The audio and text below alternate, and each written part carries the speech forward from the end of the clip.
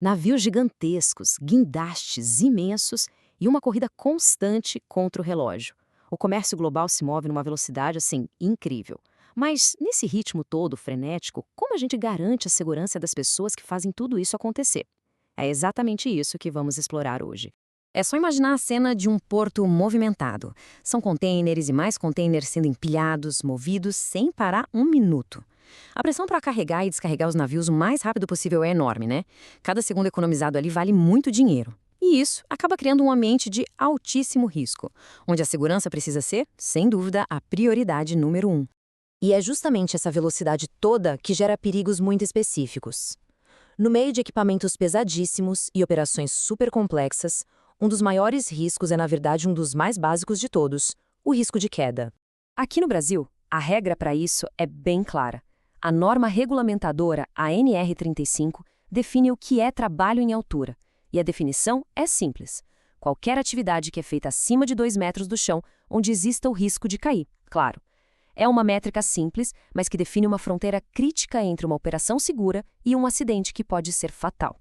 E os portos, bom, eles são um ambiente especialmente desafiador. A dinâmica comercial exige que tudo seja rápido, os equipamentos são gigantes, a mão de obra muitas vezes não é fixa, é rotativa, e os trabalhadores ficam expostos a todo tipo de risco. É um cenário bem complexo que exige soluções realmente inteligentes. A segurança não é só uma questão de ter cautela individual, né?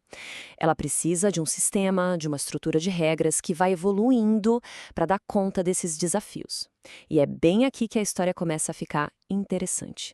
Olha só, por muito tempo, a NR29 foi a grande base da segurança portuária no Brasil. Ela foi um avanço enorme, mas tinha uma lacuna, um ponto cego importante. Faltavam regras específicas para trabalho em altura. Essa peça que faltava no quebra-cabeça chegou em 2012 com a NR35. Ela veio justamente para preencher esse vazio, focando no planejamento e na execução segura de qualquer trabalho feito acima daqueles 2 metros. E para a gente entender como isso funciona na prática, vamos focar num exemplo bem visual, bem claro, do perigo do trabalho em altura num porto: o topo das pilhas de contêineres. A tarefa, à primeira vista, parece simples. Um trabalhador precisa subir lá no alto das pilhas de contêineres para travar ou destravar umas peças que prendem um no outro. O problema? Na maioria das vezes, lá em cima não tem passarela, não tem plataforma, não tem nenhuma proteção fixa. Agora, essa imagem aqui, ela é muito forte, porque mostra pura vulnerabilidade. Dá para ver um trabalhador bem na beiradinha de um container a metros de altura, totalmente exposto. Ele precisa se conectar a um ponto de ancoragem para fazer o serviço, mas o simples ato de se mover e trabalhar ali naquele espaço tão limitado já é um risco gigantesco por si só. Então, como é que se resolve isso? A resposta não é só um equipamento de proteção. É, na verdade, uma mudança completa na forma de trabalhar.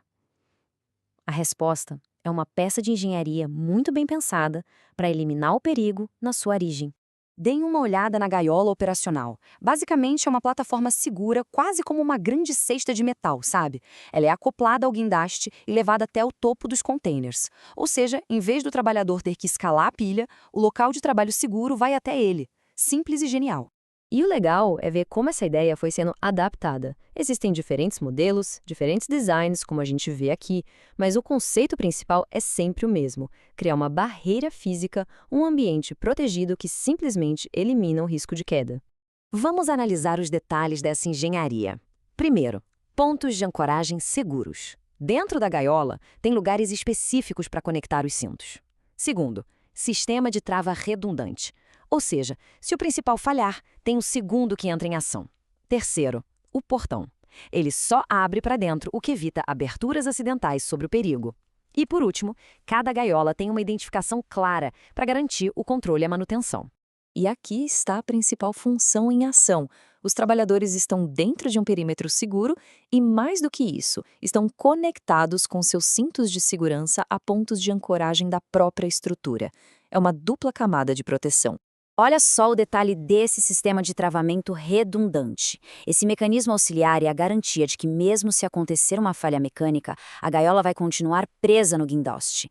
Isso é pensar a segurança em vários níveis, sabe? E para permitir que eles se movam lá dentro, existe uma linha de vida interna.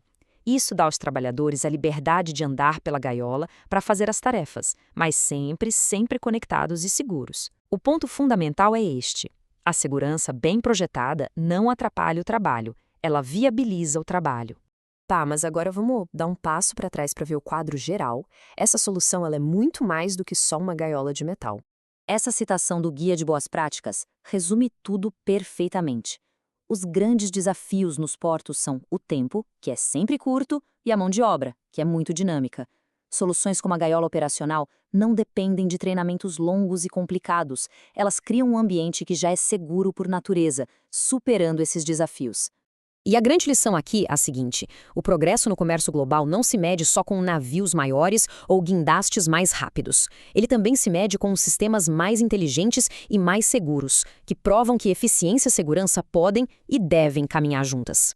A gaiola operacional é, sem dúvida, uma solução brilhante para um problema bem específico. Mas, conforme o mundo exige cada vez mais e mais rápido, a pergunta que fica no ar é: como a gente continua a inovar para proteger as pessoas que, no fim das contas, movem o nosso mundo?